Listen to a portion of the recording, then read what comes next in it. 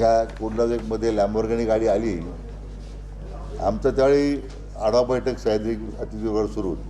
म्हणजे लॅम्बोर्गिनीत कोण आलं, काय आलं माहिती न घेता कोणीतरी म्हटलं म्हणून लगेच ती विखे पाटलाकडे आली असं विनाकारण ते बातमी चालवली गेली. मी या मंत्रालयातील सुरक्षा अधिकाऱ्यांकडे आता पत्र दिलं आहे की त्याची चौकशी तरी करा की कोणी अपप्रचार केला. लॅम्बोर्गिनी गाडी आली आणि मला वाटतं मंत्रालयात एवढ्या गाड्या येत असतात, विखे पाटलात फक्त गाडी आली म्हणलं की चर्चा होते. केवळ म्हणजे याचा राजकीय हेतू असला पाहिजे, वेगळं काय.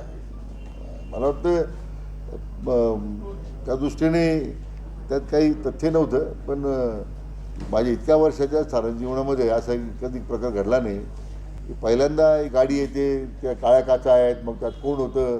मग मला वाटतं ज्यांनी बातमी दिलेली आहे त्यांनी ते काळ्या काचा खाली करून बघायला पाहिजे होतं. रोहित पवारसुद्धा असली शक्यता नाकारत येत नाही. खरंच केलं आपण ना. त्या पालकमंत्री नसताना जलसंपदा खात्यामंत्री अध्यक्षाखाली बैठक होती, झाली असती. आज पूर्ण नियोजन झालेलं आहे. तर पालकमंत्र्यांची जी उपस्थित झाल्यानंतर मग पालकमंत्री घेतात. आज ते नसल्यामुळे जलसंपदा मंत्र्याकडे ते अधिकार आहे. आणि जिथे एकापेक्षा जास्त जिल्ह्यामध्ये पाणी वाटप करावं लागतं तिथं मग जलसंपदा मंत्री निर्णय करावा लागतो. साठी ज्या प्रत्येक धरणाच्या झालेल्या बांधकामात कालावधी किती जुनं झालेलं आहे, त्यातून पाण्याची सध्याची मिळणारी सिंचन बिगर सिंचन किती टक्के, त्याची प्रोडक्टिव्हिटीची म्हणजे प्रत्यक्ष त्याची उपलब्धता काय आहे. आणि ती जर उदाहरणार्थ 80% व्हायला पाहिजे होती, 90% जायला पाहिजे होती उपलब्धता शेती किंवा बिगर सिंचनाकरता, आणि ती आम्हाला फक्त 40% मिळते. आज असं काही क्लासिफिकेशन करता येईल का आपल्याला, तुमच्या मी करतो, पण मी अजून अभ्यास करतो त्याचा. आता इतक्या काही गतीने काही, पण हे जनरल ऑब्झर्वेशन मी सांगतो माझ्या अनुभवाचा. प्रत्यक्ष ज्यावेळी खात्यांच्या अधिकाऱ्यांची चर्चा होईल त्यावेळी आणखी मग त्याची माहिती मिळेल. थँक्यू. मेळ्यामध्ये फक्त रस्ते करा घाटं बांधा एवढं काम नाही ना. येणाऱ्या लोकांना शेवटी पाणी लागणार आहे. याच्यातूनच तुम्हाला जर ह्या सगळ्या सिस्टीममध्ये इम्प्रूव्हमेंट करता आली 1000-2000 कोटी रुपये घेऊन, तर तो प्रयत्न करा, सूचना दिल्या त्यानं. त्यामुळं तर पाणी इतक्या प्रमाणात लागणार आहे, पण ह्या सिस्टीममध्ये गळती 60%, 50%, जीर्ण झालेले कालवे, नदी प्रवाहातून पाणी कुठं जातं आहे, कशा पद्धतीने वापर होतो आहे, महापालिकेमध्ये सुद्धा बेसुमार पाण्याचा नाश होतो आहे, कुठलं नियंत्रण नाही महापालिकेचं पाणी वापरावर. हे सगळं आपल्याला जर इम्प्रूव्ह करायचं असेल, मीटरही 100% आलं पाहिजे, रिसायकलिंग ऑर्डर झालं पाहिजे, त्याला निधी लागणार आहे. मग महापालिका निधी कुठं आणणार. मग ह्या कुंभातून जर मेळ्याच्या निधीतून याच्या सगळ्या प्रकल्पाचा अंतर्भाव केला तर का वेगाने होईल. त्या पाठीमागची भूमिका ती आहे क्लस्टर मॅनेजमेंटच्या माध्यमातून. कारण उद्या पाण्याचा फुगवटा वाढला गावात धोका होऊ शकतो, म्हणून माननीय जिल्हाधिकारी महोदयांनी मी आता सूचना केल्या. त्यांनी आणि मुख्य अभियंत्यांनी बसून मला वाटतं मेकॅनिकल विभागाची मदत घेऊन सगळं पाणी काढावं आणि ते कायमस्वरूपी उपाययोजना काय करता येतील. म्हणजे पुण्यात काही प्रयत्न झालेत, त्यांचा काही माहिती घेऊन त्याबद्दल कारवाई करण्याची सूचना दिलेल्या आहेत. असं त्यातून मग ही आता कारवाई सूचना मी दिलेल्या आहेत. मध्ये 40%, 60% पाण्याचा उपसा होतो, ज्याला नियमबाह्य उपसा आहे. नदीवरचा असेल, कालव्यावरचा असेल. आता मूळ तत्त्व काय आहे, टेलपासून भरणं सुरू व्हायला पाहिजे. इथं आता टेललाच पाणी जात नाही. काही 2-3 याच्या संदर्भात माहिती घेतली तर मग त्या टेलच्या शेतकऱ्यांनी काय करायचं. जो मूळ तत्त्व कोणत्या पाणी वाटपात टेल टू हेड आहे, तर त्याबद्दल आता सूचना दिलेल्या आहेत. आणि मग हा पाण्याचा बेकायदेशीर उपसा थांबवला पाहिजे. चित्र आहे ते तसं काही फार समाधानकारक नाही आहे. म्हणूनच मी आता आमच्या मुख्य अभियंत्यांना मी सांगितलं की तुम्ही आता सर्वंकष अभ्यास करा. पुढे इतके लॉसेस 15% पुढे जायलाच नको. 60% लॉसेस, नदीवर 60% लॉसेस आहे. सगळं नियंत्रण केलं पाहिजे ना.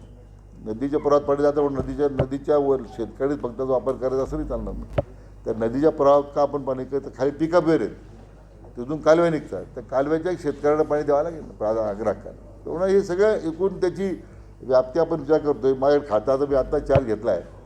हे सगळं जे प्राथमिकदृष्ट्या जे माझ्यासमोर आलेलं आहे, जे माहिती आहे त्याच्यावर मी बोलतो आहे. आता वास्तविक तज्ज्ञांचा अहवाल येईल त्यावेळी आपण चर्चा करू.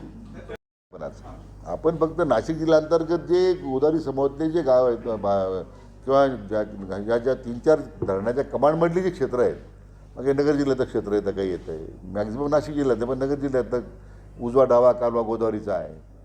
प्रवाह क्षेत्र नदीचं आहे ते याच्यापर्यंत जातं आहे, नांदूर बंदेश्वरपर्यंत डावा उजव्या कालवा आहे. नंतर खालचेही गावं आहेत, कोपरगाव तालुक्यातली गावं आहेत, काही राहता तालुक्यातली गावं आहेत, किंवा मग आता खाली वैजापूर गंगापूर तालुक्यातली गावं आहेत, मला वाटतं नेवासा तालुक्यातली गावं आहेत, काही शेवगाव तालुका आहे.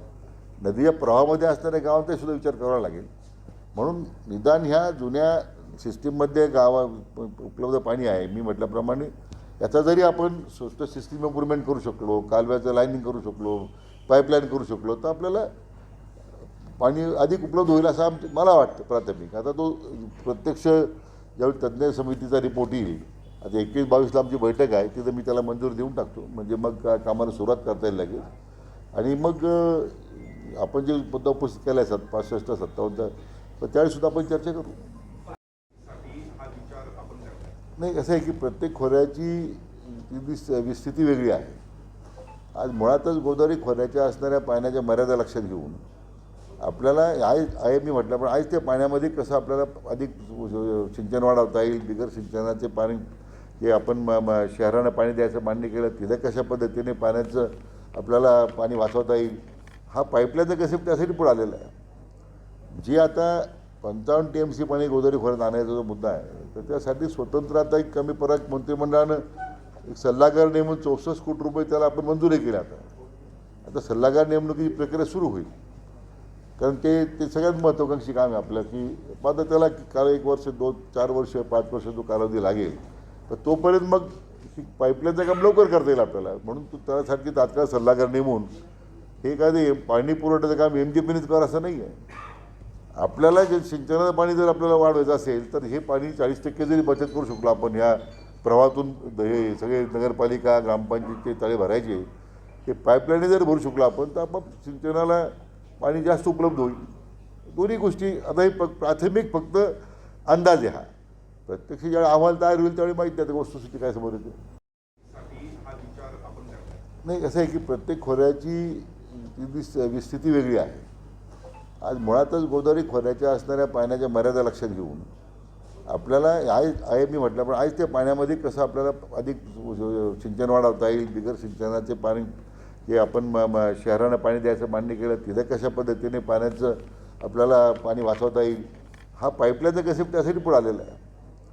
जी आता 55 TMC पाणी गोदावरी खोऱ्यात आणायचा जो मुद्दा आहे, तर त्यासाठी स्वतंत्र आता एक कमी पराग मंत्रिमंडळानं एक सल्लागार नेमून 64 कोटी रुपये त्याला आपण मंजुरी केली. आता सल्लागार नेमणुकीची प्रक्रिया सुरू होईल, कारण ते सगळ्यात महत्त्वाकांक्षी काम आहे आपलं, की आता त्याला काल 1 वर्ष 2-4 वर्ष 5 वर्ष जो कालावधी लागेल, तर तोपर्यंत मग पाईपलाईनचं काम लवकर करता येईल आपल्याला. म्हणून त्यासाठी तात्काळ सल्लागार नेमून हे काय ते पाणी पुरवठ्याचं काम MGPनेच कर असं नाही आहे.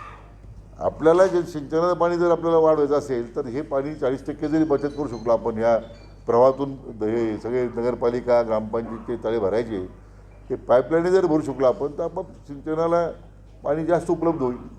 दोन्ही गोष्टी आता हे प्राथमिक फक्त अंदाज आहे. हा प्रत्यक्ष ज्यावेळी अहवाल तयार होईल त्यावेळी माहीत नाही वस्तुस्थिती काय समोर येते विभागाचा. पण ही मी बातमी वर्तमानपत्रामध्ये वाचली, त्याच्यामध्ये काही जायकवाडी लाभ क्षेत्रातील लोकांचा विरोध होता. पण परत एकदा सगळं प्रस्ताव एकत्र सभा आल्यानंतर, कारण शेवटी आपल्याला जायकवाडी हा म्हणजे जो जायकवाडी प्रकल्पांतर्गत असणाऱ्या शेतकऱ्यांचं किंवा जायकवाडीवरच्या क्षेत्रातल्या शेतकऱ्यांचा असं काही त्याच्याबद्दल कोणाचं नुकसान होणार नाही या संदर्भातच आपण विचार करू. त्या रिपोर्टला मराठवाड्यातील प्रामुख्याने आमदार असतील, नेते असतील, विरोध केलेला आहे. अशा पद्धतीचा जो रिपोर्ट आहे रिपोर्टला विरोध करू आणि असं निर्णय झाला तर आम्ही आंदोलन करू असं विचारत नाही. म्हणून माझं म्हणणं तेच आहे की अजून हे प्राथमिक स्वरूपात आहे. शासन स्तरावरची काही चर्चा झालेली नाही, की तो रिपोर्ट स्वीकारला नाही. एकदा ती चर्चा होईल, जर तसं वाटलं, म्हणून मी म्हटलं की मराठवाडा आणि उर्वरित जो गोदावरी खोऱ्याचा प्रकल्प आहे याच्यामध्ये आपण काही फरक करत नाही. शेवटी जे त्यांच्या न्यायाचं पाणी आहे त्यांचं मिळालं पाहिजे ते द्यावं, आपल्याला ते देणारच आहोत आपण, त्याच्यामध्ये भेदभाव करणार नाही आपण. म्हणून हे पाणी जे काही अनेक दुर्दैवानं गोदावरी सिस्टीमकडे जुनं झालेलं आहे, 100 वर्षाच्या 70 वर्षाच्या कालव्याची जीर्ण झालेले आहेत, ह्या जर आपण दुरुस्त करू शकलो, पाणी वाचवू शकलो, काही मी म्हटल्याप्रमाणे पाईपलाईनच्या माध्यमातून काही आपल्या उपाययोजना करू शकलो आपण पिण्यासाठी, तर मला वाटतं याच्यातून आपल्या सिंचनाची क्षमता वाढेल, पिण्यासाठी पाणी देताना जो नाश होतो तो कमी करता येईल. कारण शेवटी हा जो समलाईन पाणी वाटपाचा जो कायदा अस्तित्वात आलेला आहे त्याला आपण कुठे धक्का लावत नाही. त्यामुळे त्याच्यामध्ये जर जो म्हटल्याप्रमाणे जो आवर आलेला आहे, मग त्यात तो 57% का म्हटलं त्यांनी, 65% का नको म्हणतात, अजून मी त्यावर चर्चा झालेली नाही आमची. आपण जे पाईपलाईनचा मुद्दा मांडताय साहेब, हे आमचे दुसरे सन्मान्य आमदार